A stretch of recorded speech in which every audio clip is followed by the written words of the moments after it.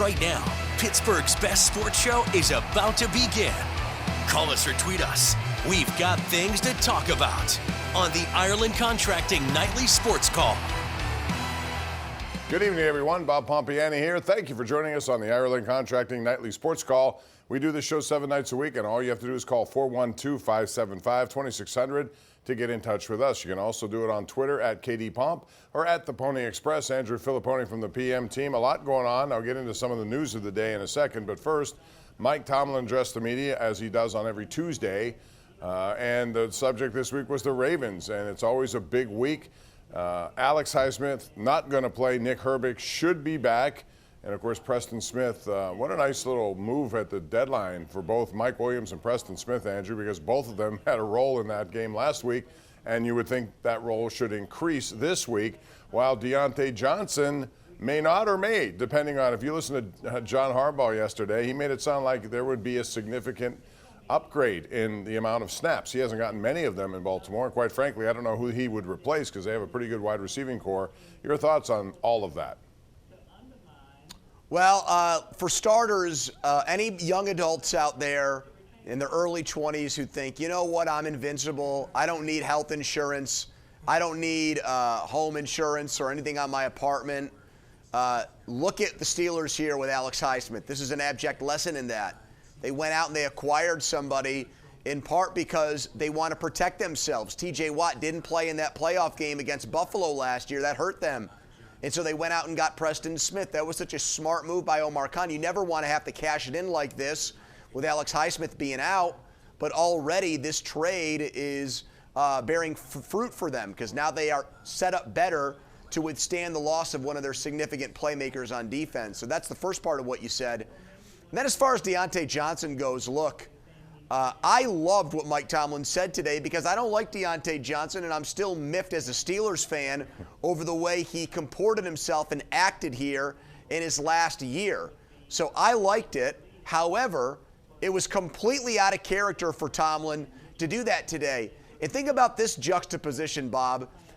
Tomlin went out of his way to make the worst pass defense in the league sound good. He was given an opportunity to at least say something respectful of a former player and chose to not do so. So I've got all kinds of theories for why he did it, but it was highly unusual for Tomlin to just be so blunt and brutally honest, especially talking about a guy that used to play for this team. Maybe it's a little gamesmanship. Maybe he was trying to say that, thinking that, okay, John, you want to play him? Go ahead. And who are you going to sit in his place? And I don't know how much of that comes in. With regard to he's never going to say anything against the team. They are number 2 against the rush in defense. They are number 4, I think, in sacks. They have 31. Kyle Van Noy has been outstanding. But at the other end of it, they've been bad in the pass game. He's not going to say that, but all you have to do is look at the video yourself. And I saw the Cleveland Brown game when Kyle Hamilton dropped a game-ending interception. The very next play, their guy's running behind the defense, and it leads to a big touchdown to win the game for Cleveland. Yep. Bob, I look at it this way with Deontay. He's made such a big deal out of the we want volunteers and not hostages. And this guy, by the end, wanted to get out of here. He was using the media to say who Mike Tomlin should start at quarterback. Remember that? Yeah. Talking about Mason Rudolph. I don't think that sat well with Mike. And I think, look, he looks to send messages. And I think what he was trying to say by purposefully multiple times either leaving Deontay Johnson out of the conversation or downplaying him, pretty much saying, look, he's dead to us. He used to be one of us. Now he plays for the arch rival team. And I'm not going to give that guy any praise. I'm going to throw him shade because he left us to play for the team that we play twice a year who we can't stand. So I love that. It makes the rivalry sweeter. And in this case, Bob, I don't think a comment like that is going to come back to bite him on Sunday. No, I don't either. A lot of other stuff going on. I'm going to hit these highlights real quick, and Andrew, when we come back, we'll talk about it. We got a lot of people on the line at 412-575-2600.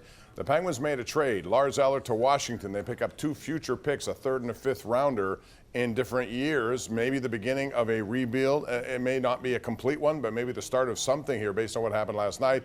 And then you also had the college football playoff rankings this week are changed. Penn State last week was 7. They would have taken on Notre Dame at home. This time it's up to 6. they would be scheduled to take on Ole Miss. Pitt is completely out of it with no chance really of getting back into it. We'll talk about all that and more as we continue. 412-575-2600. This is the Ireland Contracting Nightly Sports Call. We're live on KDKA Plus and 93.7 The Fan.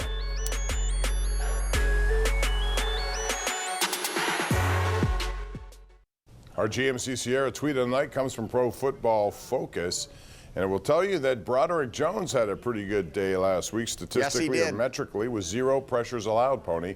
There were a lot of people who looked at him and said it was up and down performance, but he didn't allow much. Calvin Beachum there. Yeah. How about Calvin? Let's give Calvin Beachum some love. Seventh round pick. That's right, and he's Bob, I don't know how many interactions you've had with him. What a sharp guy. What a great guy. Yep, he's involved in all kinds of charitable causes.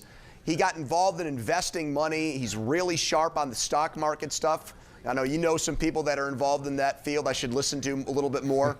Calvin Beachum does the same thing. The guy is highly intelligent, and how about him? He's got to be in maybe his 10th or 11th season, and he made that list. So shout out to him. And kudos not many to Calvin. 7th round picks last this long. Kind of reminds me of Chris Hoke, who does a lot of work with us as somebody who was undrafted in 11 years. Very happy with that BYU ranking is Chris Hoke. He's loving what the Cougs are doing out there in Provo. They were down 11 at halftime watching that game thinking they're not going to come back, and they did, and they won 22-21. So they're up. They got some help, Bob. Where are they? 6th in this? I forget where they are in the rankings. Anyway. But they got some help from the refs in that game. Well. And Utah's athletic director was not very pleased with that. I don't know if you saw those comments. I saw, but I mean, we can have this complaint about refs, it seems like, in every game, no matter what level we're talking about. Let's get to the phones, Andrew. We got a lot of people on the lines. Our number one Cochrane Go One Better caller of the night is going to begin with Daryl in Latrobe, Pennsylvania. Daryl, how are you? Hi, Daryl. Oh, hi, Pomp. Hi, Pony. Hi, Daryl. I'd like to talk about the college football playoffs with the Penn State Nittany Lions. And I heard you said that they might be playing Ole Miss at Penn State, correct? As it is right now, but it'll likely change again next week. But yes, for now. Because I thought before, what I'd like to see is if they could either play Boise State or BYU at Penn State. Well, you wouldn't get BYU if they're going to be a conference champ. You're going to get an at-large team. So, it's going to be interesting. Penn State's going to be in this because James Franklin does what he's supposed to do, which is to beat teams that he's supposed to beat. And he's done that. He did it against Washington. He'll do it again this week against Purdue. So I imagine they're going to be right in that field and get a home game out of this, Andrew. Yeah, and I would not want to bet on Penn State against Ole Miss. They'd open up a can of whoop-ass on Penn State. That would not be a pretty game. It would not. I mean, look at the way Ole Miss, their offense, their defense now also this year, under Lane Kiffin, that's kind of hit or miss this season. It's been very stout. We saw what they just did this past week against Georgia. We know how Penn State does against good teams. And Ole Miss, don't sleep on them as a national title contender, Bob, because Nick Saban's gone now. You look at the great coaches left in college football. I put Lane Kiffin right near the top, especially as one of the great offensive minds in college football. And he's got a quarterback in Jackson Dart who's better than Drew Aller. So that would not be a pretty game. I think Penn State would go down big, and I think that would not be a good day. Underdogs that would not be good home for James Franklin. Yeah, I agree. And here's the other thing. Georgia now, speaking of good coaches, he's out. He's the first. It's the first team out. I think they were number 13 out of 12. So they fall. I think it was 7 or 8 spots in this ranking after last week. So they got some work to do as well. It's going to be fascinating moving forward. All right, let's get back to the lines. We have David in Findlayville. Hello, David. Hello, David. Hi, Bob. Hi, Andrew. How are you doing tonight? We're good, thank you. I'm great, David. I love Findlayville. You ever been to the country store for breakfast out there? Oh, it's amazing. You ever been to the Mineral Beach? That's where Yes. it is. No, I got to make that happen. Have you, Bob? We should go Yes. together sometime. Can you go naked? Yeah, sure. All right, I want to ask you guys tonight. Not me. Go ahead. How long do you think the Penguins are going to hold on to Sullivan until they fire him? Thanks, guys. I don't think that's happening right now. I think what you're going to see is sort of what we saw here. Lars Eller getting traded. I think you'll see bits and pieces of guys. I know that Samuel Poulin's up. I would expect him to be in the lineup. I would expect them to start doing that more, given where they are and how they're playing. And quite frankly, last night was awful to go up and watch them give up 2-on-1s, 3-on-2s. During the Penguins had a power play, Andrew, at one point in the second period, and gave up more opportunities on 3-on-1s and breakaways, and they had the man advantage. I've never seen anything quite like that. I know. I think Kyle Dubas has got to talk about what's going on here. I think he's got to call a press conference. He's got to get his message out in the media. I'm not saying I need to necessarily agree with it, but we need to know the direction of this team right now, because is this a rebuild? Are they actually going to start to do it? Is that the direction of the team? Because they've been so reluctant to do so. They brought Sid back and signed him to an extension this summer. They've got Malkin, and not just Malkin and Letang, but so many guys have no movement clauses. So what's going on here? I mean, Lars Eller, that's one small piece, but is it a half measure? Are they clearing salary cap space because they actually want to make a trade for a guy to help this year's team? I want to know what this team is actually trying to do right now with this move. You can say it's a rebuild, but trading a third-line center in the final year of his contract, Bob, it's kind of saying you're not competitive this year or not going for it this year. But in the big picture, what are you doing with a move like that? I want to know if that's the start of things to come, is basically what I'm saying right now. And that's what I think it may be. It may take a while. It may not be a complete overhaul here immediately, but you may see little bits and pieces of this and trying to get some younger guys opportunities and take advantage of those opportunities. And I wouldn't be surprised if they bring a few of those guys up. Back to the Lions. We got John and Cranberry. Hey, John, how are you? Hey, Bob and Andrew. Happy Tuesday evening to you both. Good to talk to you again. I also want to talk college football, but I want to talk about Pitt. Bob, you mentioned earlier what a difference 2 weeks makes. They're out of the playoff. But what's perplexing to me that I wanted to get your take and Andrew's take on is the regression of Eli Holstein. His timing looks off, his accuracy, his decision making. And I wanted to see what you guys thought. I didn't know if you think maybe it's the offensive line, it's freshman jitters, it's Cade Bell. So I wanted to get your take on that. And also, do you think now that Eli will be back with the Panthers next year? Thanks for taking my call. I mean, all those are good questions. I would start with the fact that he's just regressed. I don't know if they're changing defenses on him and flooding the secondary more to make him make quicker decisions and try to figure out, what read is the right read. The offensive line's not been good, Pony. There's no question about that. And Cade Bell, it was interesting. I think Pat Narduzzi slightly threw him under the bus. He's done that before with offensive coordinators. So I don't know what's going on there. All I know is I don't expect them to beat Clemson. No, neither do the odds makers. They're more than a touchdown underdog in that game. It's a great question. Is regression? I think I and others probably overreacted to what he was doing against really not good teams at the beginning of the year. Cincinnati's okay. West Virginia might make a bowl game. North Carolina, the same thing, but it's not like he really beat anybody that you would say is a top 25 caliber team. Far from it. Now, great dramatic late game clutch plays against West Virginia and Cincinnati. I think the offensive line, the Taylor injury at left tackle, I think is huge. And I think that Cal might have put out the blueprint on how to beat this guy and how to get him looking down and not looking downfield. And that's happened in the last part of that question. When a guy transfers or backs out of a commitment as many times as Holstein has, he was supposed to go to Texas A&M. He went to Alabama. Now he's at Pitt. Bob, you can't ever say he's a guarantee to be back here next year, because the pattern of behavior says he either doesn't love his situation or he thinks the grass is greener somewhere else. So I can't sit here or stand here and say that he'll be back at Pitt in 2025. No, and not the least of which was money, too. I mean, that's always going to play a factor in this NIL world. So, I mean, we saw last night with Malik Thomas, I had no doubt he was going to go to Arkansas. They got a lot of money up there in the Tyson Food Company, and John Calipari is going to spend it. I have no idea specific details, but that was never going to be anything but. UConn's also a good place. You got a two-time national champ there. You know, you and I, we call it like it is here, and I know we both have had issues with Deion Sanders, but let's give him credit. It's so bizarre to me. Last year they stunk, and that's all people talked about with Colorado football. This year they're good. They're actually the favorites to win the Big 12, according to FanDuel, and fewer and fewer people are talking about Prime. I don't get it. They're a legitimate team this year. It's very odd.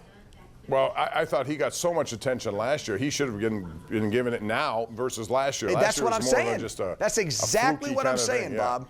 All right, let's go out to Mike in Dormont. Mike, you're next. What's up?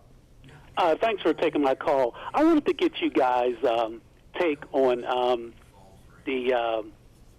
using Justin Fields more in the last remaining games for our division with Baltimore, Cleveland, and Cincinnati. I think they could win those remaining 6 games. That'll at least make them 13-2. And also, I was thinking about the last two games with Philly and Kansas City. I don't know if they'll win those two, but I think if they can use him in those remaining 6, I think they can take the division. What do you guys think on that? Well, first of all, that's pretty optimistic that you're going to go 6 wins. I think it's going to be tough to do that. I just do, because I've been around enough to know that just when you think everything is smoothly moving down the pike, all of a sudden things change. It's a long way to go, and it's a tougher schedule than I think even Cleveland on Thursday night. That's the one game that I look at. I think people are going to think that's going to be an automatic one, Andrew, and I don't look at it that way at all. Because the short week nature of it, I get that part of it. They should beat them, but having only a day to prepare, and I think the game against Baltimore will take a lot out of them. That will be a trickier game than it probably should be. But I don't correlate Justin Fields' involvement in the offense with the Steelers' chances of winning right now because of how well Russell Wilson played. I also think that Tomlin, even though he keeps teasing Fields, he wants to show confidence, faith, and belief in Russell Wilson, Bob. And I think that means he's not going to take him off the field in situations because he wants to show Wilson, hey, 3rd and short or 1st and goal or whatever, I trust you to make the play. I don't need some gadget play to make it happen. Yeah, he said today he's not a gadget play guy, but I do think there is a role somewhere in there, and it may come when you least expect it, just like that fake punt the other day. We got to go to a break. We'll take it when we come back and round out the show. 412-575-2600. Call us. It's the Ireland Contracting Nightly Sports Call.